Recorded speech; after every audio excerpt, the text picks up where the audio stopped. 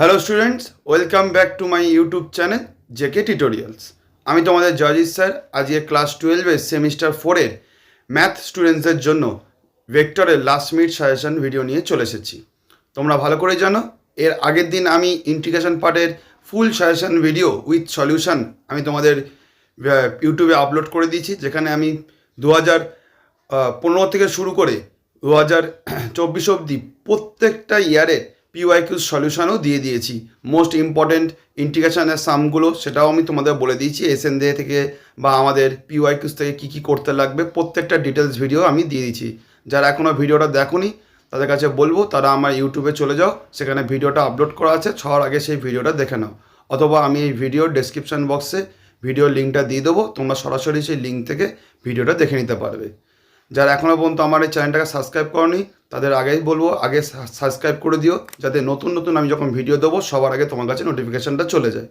তো দেখো, আজকে ভিডিওটার মূল উদ্দেশ্য হলো আমাদের ভেক্টর থেকে মোট ভেক্টর আর 3D এই দুটো পার্ট থেকে 15 মার্কসের প্রশ্ন আমাদের সেমিস্টার 4-এ আসে। তো এই সেমিস্টার 4-এ এই 15 মার্কসের জন্য তোমাদের যে যে প্রশ্নগুলো খুবই গুরুত্বপূর্ণ সেই প্রশ্নগুলো তোমাদের সামনে আজকে আমি আলোচনা করব। তো দেখো, আমি এই ভেক্টরের টপিকটা থেকে মোট 24টা মতো প্রশ্ন তোমাদের রেখেছি। তোমরা যদি এই 24টা প্রশ্ন ভালো করে কনসেপ্ট বুঝে যদি করে যেতে পারো, তাহলে দেখবে 15টা নম্বর তোমাদের হাতের মুঠোয় চলে এসছে। দেখো, ম্যাথের সাজেশান হয় না, ম্যাথের টাইপ কমন হয়। তোমরা যদি এই 24টা অঙ্ক করো তাহলে দেখবে তোমাদের ভেক্টরের যে আমাদের 3টি চ্যাপ্টার আছে এবং আমাদের স্টেট লাইনের যে একটি চ্যাপ্টার আছে, টোটাল 4টি চ্যাপ্টার থেকে মিলে যে 15 নম্বরের প্রশ্ন তোমাদের পুরো ওভারঅল একটা কমপ্লিট রিভিশন হয়ে যাবে। এবং পরীক্ষায় এই টাইপের বাইরে কোনো প্রশ্ন আসবে না, এটা আমি গ্যারেন্টি দিয়ে বলে দিতে পারি। আজকে আমি তোমাদের সামনে প্রত্যেকটা প্রশ্ন বলছি, তোমরা আমার সাথে মিলিয়ে নাও। যারা এই ভিডিওর পিডিএফটা ডাউনলোড করতে চাও, আমি এই ভিডিওর ডেসক্রিপশান বক্সে আমি আমার টেলিগ্রাম চ্যানেলের লিঙ্কটা দিয়ে দেবো। তোমরা সরাসরি আমার টেলিগ্রাম চ্যানেলে যুক্ত হয়ে এই ভিডিওর পিডিএফটা ডাউনলোড করে নিতে পারবে। দেখো, প্রথম যে প্রশ্নটি আমি ভেক্টর থেকে রেখেছি, ল্যামডার কোন মানের জন্য A vector is equal to I cap plus 3 J cap minus K cap এবং B cap is equal to 2 I cap plus J cap plus lambda K cap vector দুটি পরস্পর সমান্তরাল হবে সেটি নির্ণয় করো। নেক্সট, ভেক্টর পদ্ধতিতে দেখাও যে কোনো চতুর্ভুজে পরস্পর বাহুগুলির মধ্যে বিন্দু সংযোগ রেখাংশ 4টি একটি সামান্তরিক গঠন করে। 3 নম্বর, এ ভেক্টর দিয়ে দিয়েছে, বি ভেক্টর দিয়ে দিয়েছে, সি ভেক্টর দিয়ে দিয়েছে। ভেক্টর 3টি এমন যে A vector plus lambda into B vector এবং সি ভেক্টর পরস্পর লম্ব, তাহলে ল্যামডার মান নির্ণয় করো।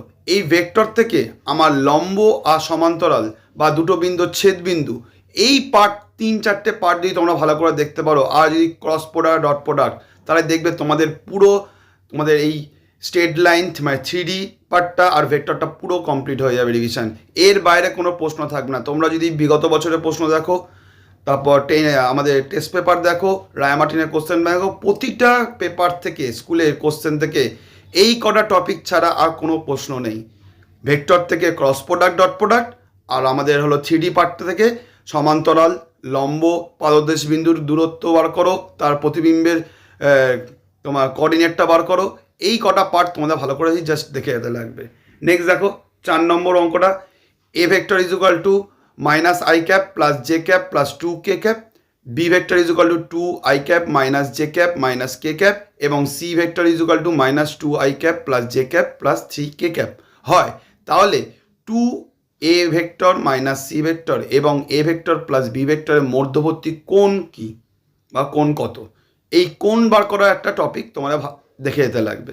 5 নম্বর, যদি দেখো এ ভেক্টর দিয়ে দিয়েছে, এ ভেক্টর আর বি ভেক্টর দিয়েছে, ভেক্টর দুটি কী বলেছে না, একে অপরের ওপর অভিক্ষেপের ফলে মান হলো 4 একক, অভিক্ষেপণের মান হলো 4 একক, তাহলে ল্যামডার মান নির্ণয় করো।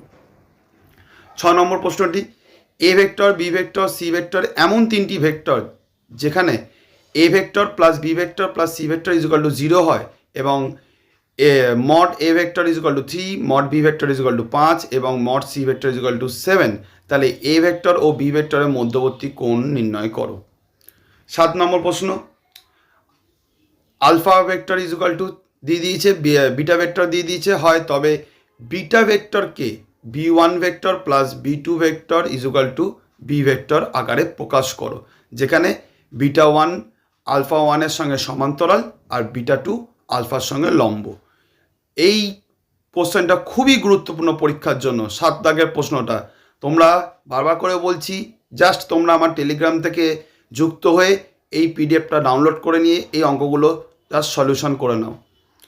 8 নম্বর, তাহলে দেখবে এই প্রত্যেকটা টাইপ যদি তোমাদের ক্লিয়ার থাকে, তোমাদের ভেক্টর আর 3D থেকে 15 নম্বর তোমাদের পুরো হাতের মুঠোয় থাকবে। 8 নম্বর দেখো, আলফা ভেক্টর দিয়ে দিয়েছে, বিটা ভেক্টর এ ভেক্টর দিয়ে দিয়েছে, বি ভেক্টর দিয়ে দিয়েছে, সি ভেক্টর, আলফা না এটা এ হবে, এ ভেক্টর দিয়েছে, বি ভেক্টর দিয়েছে, সি ভেক্টর দিয়ে দিয়েছে। তাই বলেছে সি ভেক্টর ও বি ভেক্টরের সঙ্গে লম্ব একটি ডি ভেক্টর নির্ণয় করো, যেখানে D vector dot A vector is equal two 21। খুব গুরুত্বপূর্ণ অঙ্ক পরীক্ষার জন্য। নেক্সট হলো, দুটি একক ভেক্টরের সমষ্টি একটি একক ভেক্টর হলে দেখাও যে ভেক্টর দুটির অন্তরের মান √3। তারপর দুটি একক ভেক্টর এ ভেক্টর ও বি ভেক্টরের মধ্যবর্তী কোণ থিটা হলে দেখাও যে tan theta is equal to mod of A vector minus B vector by mod of A vector plus B vector. 11 নম্বর দেখো, এ ভেক্টর দিয়ে দিয়েছে, বি ভেক্টর দিয়ে দিয়েছে, সি ভেক্টর দিয়ে দিয়েছে, তাহলে দেখাও যে vector B plus vector C cross A vector is equal to vector B into vector B cross A vector plus C vector cross A vector. মানে আমাদের প্রপার্টিটা এখানে প্রুফ করতে লাগবে, তোমরা ভালো করেই জানো। নেক্সট দেখো 52 নম্বরের প্রশ্নটা, এ ভেক্টর দিয়েছে, বি ভেক্টর দিয়েছে হলে A vector plus B vector ও A vector minus B vector vector দুটি লম্ব বরাবর একক ভেক্টরটি নির্ণয় করো। 13 দাগের প্রশ্নটি, এ ভেক্টর দিয়েছে, বি ভেক্টর দিয়েছে, সি ভেক্টর দিয়েছে, ভেক্টরগুলির সামতলিক যদি হয় তাহলে ল্যামডার মান নির্ণয় করো। এই ল্যামডা বার করাটা খুব ইম্পর্টেন্ট, ল্যামডার ভ্যালু বার করা। প্রমাণ করো যে একটি ঘনকে দুটি কর্ণের মধ্যবর্তী কোণ cos ইনভার্স 1/3। খুব গুরুত্বপূর্ণ প্রশ্ন, তোমাদের দেখবে এসএনডিতে সলিউশনে এক্সাম্পলে এই টাইপের অঙ্ক রয়েছে পরীক্ষা তোমাদের। তারপর 15 দাগের অঙ্কটা, দুটি সরলরেখার দিক কোসাইনগুলি 3l plus m plus mn 3l plus m plus 5n is equal to 0 আর 6mn minus 2nl plus 5lm is equal to 0 যদি হয়, তাহলে সমীকরণ দুটিকে সিদ্ধ করে। সেক্ষেত্রে সরলরেখা দুটির মধ্যবর্তী কোণের মান নির্ণয় করো। তারপর দেখো 16 দাগের প্রশ্নটা, 2x minus 3 is equal two 3y minus 1 is equal to 5 minus 6z প্রদত্ত সরলরেখার সঙ্গে সমান্তরাল এবং 7,-5,0 বিন্দুগামী সরলরেখার ভেক্টর সমীকরণ নির্ণয় করো। 17 দাগের প্রশ্নটা, একটি 1,2,-4 বিন্দুগামী সরলরেখার সমীকরণ নির্ণয় করো, যেটি x minus 8/8 is equal two y plus 9/-16 is equal to 7 is equal two z minus 10/7 এবং x minus 15/3 is equal two y minus 29/8 is equal two z minus 5/-5 সরলরেখা দুটির প্রত্যেকটির সঙ্গে লম্ব। খুবই গুরুত্বপূর্ণ অঙ্ক 17 দাগের অঙ্কটা। এই অঙ্কটা তোমাদের যদি টেস্ট পেপার দেখো বা রায়ামার্টিনের কোশ্চেন ব্যাংক দেখো, বিভিন্ন স্কুলে বারবার এই টাইপের অঙ্ক দিয়েছে বা এই সেম অঙ্কটাই তুলে দিয়েছে। যদি p into P dash plus r into r dash plus 1 is equal to 0 হয়, তাহলে দেখাও যে x is equal to P Y plus Q, Z is equal to R Y plus S এবং X is equal to P dash Y plus Q আর Z is equal to R dash Y plus S dash পরস্পর লম্ব। দেখাও যে এখানে একটা আর vector দিয়ে দিয়েছে, দুটো আর ভেক্টর পরস্পরকে ছেদ করে, তাহলে ছেদবিন্দু স্থানাঙ্ক নির্ণয় করো। খুবই গুরুত্বপূর্ণ অঙ্ক এই টাইপটা, আমাদের ছেদবিন্দু স্থানাঙ্ক নির্ণয় করা। 20 দাগের অঙ্কটা দেখো, 1,0,0 বিন্দু থেকে x-1/2 y+1/-3 z+10/8 সরলরেখা দূরত্ব নির্ণয় করো। অঙ্কিত লম্বের পাদবিন্দু এবং লম্বটির সমীকরণ নির্ণয় করো। এই টাইপের অঙ্কগুলো তোমাদের আমি বলবো 3D থেকে খুবই গুরুত্বপূর্ণ। এই টাইপের অঙ্কগুলো তোমাদের অবশ্যই প্র্যাকটিস করে যেতে লাগবে।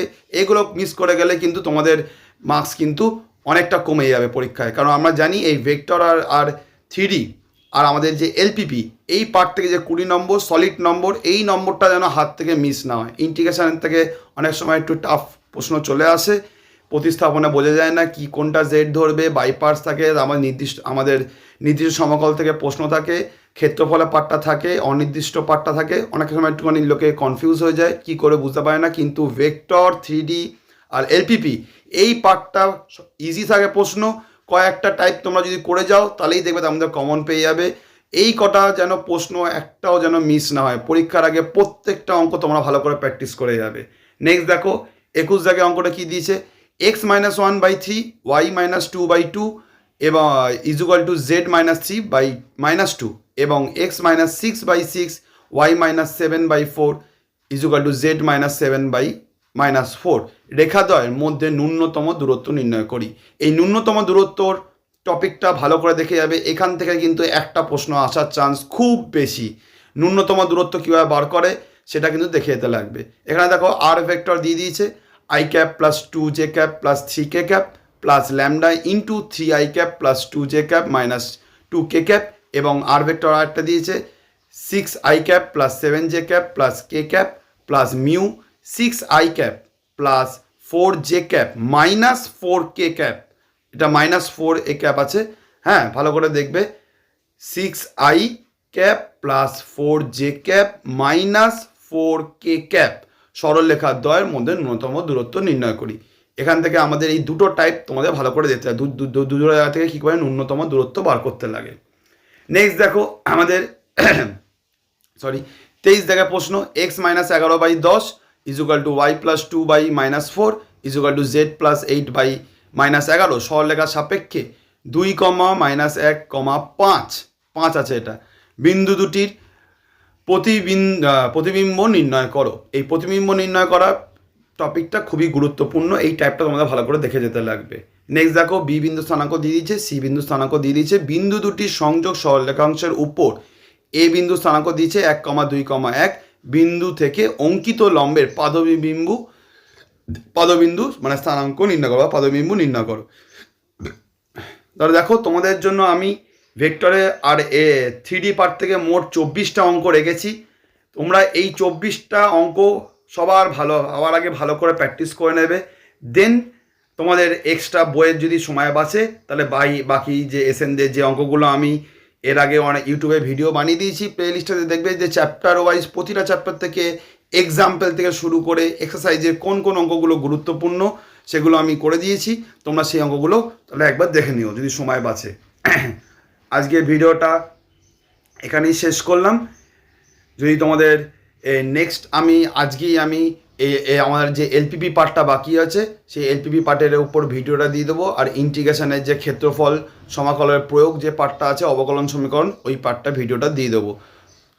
যাদের এখনও পর্যন্ত আমার চ্যানেলটিকে সাবস্ক্রাইব করনি তাদের বলবো সবার আগে তারা আগে সাবস্ক্রাইব করে দিও এবং বেল আইকনটা প্রেস করে দিও, যাতে আমি যখনই ইউটিউবে ভিডিওটা আপলোড করি সবার আগে তোমাদের কাছে নোটিফিকেশান চলে যায়।